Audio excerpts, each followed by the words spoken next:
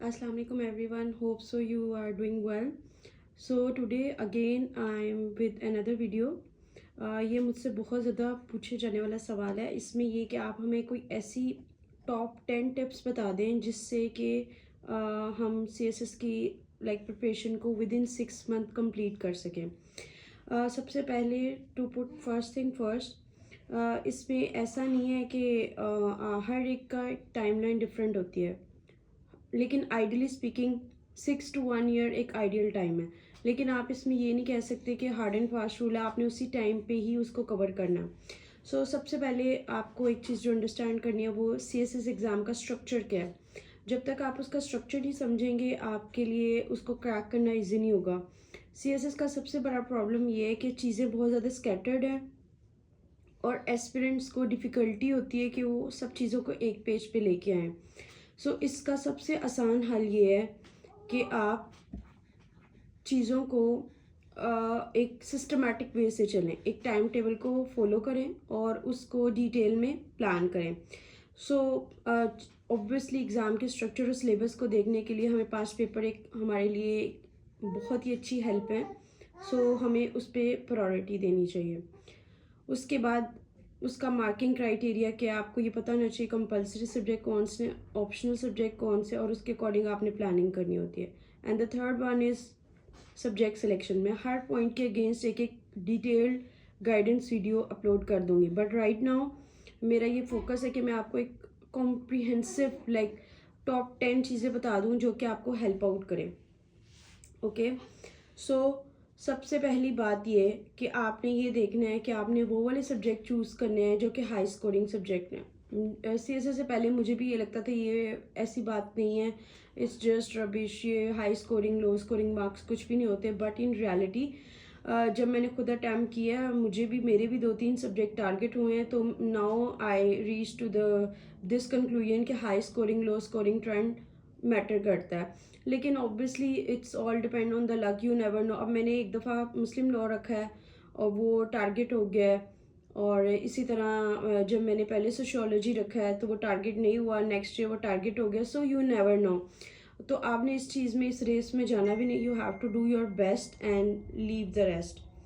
उसके बाद हमारे पास आ जाता है कि हमने पास्ट पेपर के एनालिसिस कर लिए. उसके बाद हमने एक रियलिस्टिक 6 मंथ का प्लान बनाना है. हमने कोई ऐसी आउट ऑफ ब्लू चीज़ नहीं लिख लेनी कि मैं ये भी कर लूँगा मैं वो भी कर लूँगा, जो कि पॉसिबल ही ना हो. 6 मंथ में आपने अपने गोल पे, टारगेट पे स्ट्रिक्ट रहना है और उसी पे काम करना है. उसके लिए मैंने डायसेक्ट करने के लिए एक वे रखा है जिसको मैंने भी फॉलो किया है और मैं आपको भी यही सजेस्ट करूँगी. पहले तो आप सारा कुछ छोड़ के अपना 2 मंथ अपनी बेसिक पे वर्क करें, जिसमें आपको पता होना चाहिए आपकी स्ट्रॉन्ग आप एक कोई मॉक दे के उससे अंदाज़ा हो जाए आपकी उसमें क्या कहाँ पे लैकिंग है. उसके बाद आप अपना शॉर्ट एनालिसिस खुद करें और उस पर काम करें.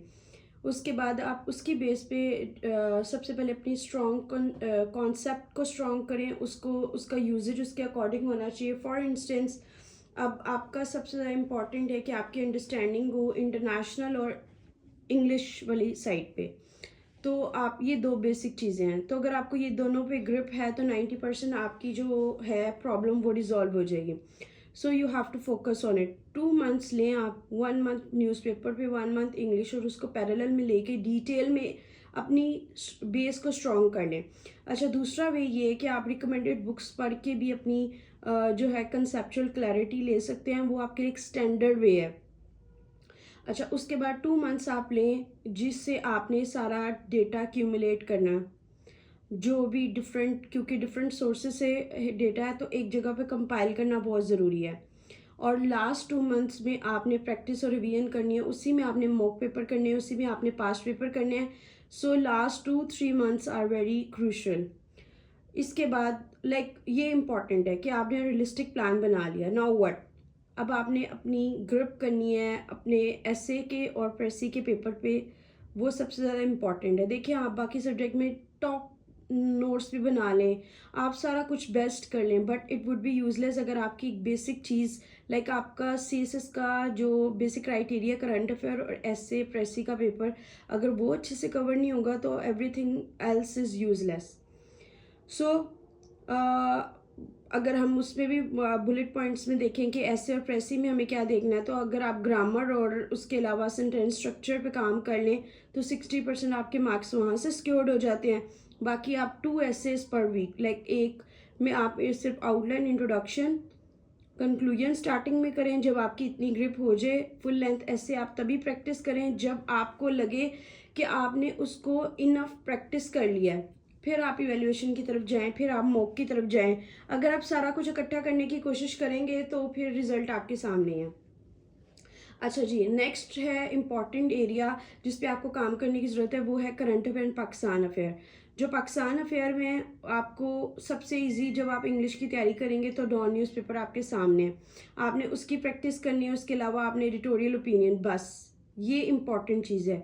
लाइक पूरे न्यूज़पेपर में सिर्फ आउटलाइन, हेडिंग्स और जो एडिटोरियल और ओपिनियन है उसमें आपके पास हो जाएगा लाइक जस्ट उसमें रेलिवेंट आर्टिकल्स जो कि आपके सिलेबस के अकॉर्डिंग है। तभी पॉसिबल है जब आपने स्टार्टिंग में एनालिसिस अच्छा किया होगा। उसके बाद हमारे पास आ जाएंगे, हमने जिस पे ज़्यादा फोकस करना है वो ग्लोबल इश्यूज़ पे। पाकिस्तान अफेयर और करंट अफेयर में सारा कुछ करने की कोशिश नहीं करनी। You can not be master of everything, every topic. So आपने सिलेक्टिव करनी है, स्मार्ट स्टडी करनी है। उसके बाद हमारे पास आ जाएगा कि अगर हम स्मार्ट सब्जेक्ट सिलेक्शन करेंगे, लेकिन ये तभी मुमकिन होगा जब आप स्टार्टिंग के लाइक अपने ऐसे प्रेसी और बाकी फैक्टर्स को अच्छे से करोगे। उसमें 3 फैक्टर्स मैं अभी जस्ट आपको डिटेल लाइक बता रही हूँ जो कि मोस्ट इंपॉर्टेंट चीज़ें हैं। उसमें अगर आपने सब्जेक्ट चूज़ करने हैं तो वो किन फैक्टर्स पे होगा वो मैं आपको बता देती हूँ।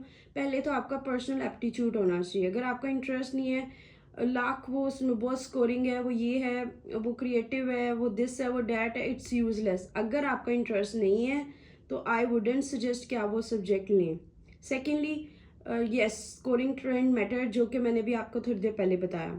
तीसरा, आपका खुद का भी बैकग्राउंड नॉलेज है। अब एक नॉन अकाउंटिंग स्टूडेंट को मैं ये सजेस्ट नहीं करूँगी कि वो स्कोरिंग है तो आप स्पेशल कोचिंग वगैरह लेके अकाउंटिंग का सब्जेक्ट लें, नो वे। तो आपका एजुकेशन बैकग्राउंड मैटर करता है। लाइक इकोनॉमिक्स वाले ज़रूरी है कि वो इकोनॉमिक्स रख लें, लेकिन अगर उस पर उनकी ग्रिप नहीं है तो अगेन आप नॉर्मल सब्जेक्ट भी कोई और अपार्ट फ्रॉम इकोनॉमिक्स सेक्शन भी ले सकते हैं। फिर एक और इम्पॉर्टेंट पॉइंट है जो कि अनदर टिप है कि आप क्विक रीडिंग के लिए कंसाइज नोट्स बनाएं। 1 पेजर आपके हर सब्जेक्ट के लाइक जो टॉप 10 टॉपिक्स हैं उनके 1 पेजर बने हो। वैसे तो आइडियली स्पीकिंग सारे कोर्सेज में होने चाहिए, लेकिन ऑब्वियसली वी आर ह्यूमन और हमारे पास इतनी एनर्जीज नहीं होती। तो I wouldn't suggest to keep it simple, 10 topic each for each subject. जो उसके टॉप मोस्ट जो टॉपिक्स हैं उनके 1 पेज और कंसाइज नोट्स बना लें, डैट वुड बी ऑल। उसके बाद हमारे पास आ जाएंगे, अच्छा एक और इम्पॉर्टेंट बात, अब ये नहीं कि आपने नोट्स ऐसे के बनाने के बस उसको रीराइट करके आपने अपना फर्ज पूरा कर लिया, no way. What you need to do, आपने शॉर्ट नोट्स या कंसाइज नोट्स ऐसे बनाने हैं, उसमें फ्लो चार्ट डायग्राम्स और माइंड मैप्स होने चाहिए। अगर आपको माइंड मैप्स नहीं पता तो you can search on the Google. मेरे 80 to 90% जो नोट्स थे those are based on mind map. I was good in IT, so मैंने सारे के सारे डिजिटल IT बेस्ड बनाए हैं और बहुत कम ऐसे सब्जेक्ट हैं जिनमें मैंने वैसे बनाए हैं। So mind maps are most important. और आपने जितने भी इंपॉर्टेंट टॉपिक है जिनमें अच्छे नोट्स मिल जाते हैं, अच्छी बुक्स मिल जाती है, आप जस्ट उनको बुलेट पॉइंट में क्विक रिकॉल के लिए लिख सकते हैं। अच्छा, उसके बाद और मज़ीद इसमें ये कि आप ज़्यादा से ज़्यादा 5 पेपर को अटैम्प्ट करें, मॉक टेस्ट दें। कम से कम 5 ईयर्स के सॉल्व आपके एक ऑर्गेनाइज्ड फॉर्म में एक फोल्डर में पड़े होने चाहिए, क्योंकि CSS का प्लस पॉइंट ये है कि इसमें रेपिटिशन हो जाती है। लेकिन आपने सिर्फ 5 पेपर पर रिलाई नहीं करना, you have to do the smart study, but at the same time इस तरीके से करना है कि वो इन द फ्यूचर भी आपको हेल्प करें।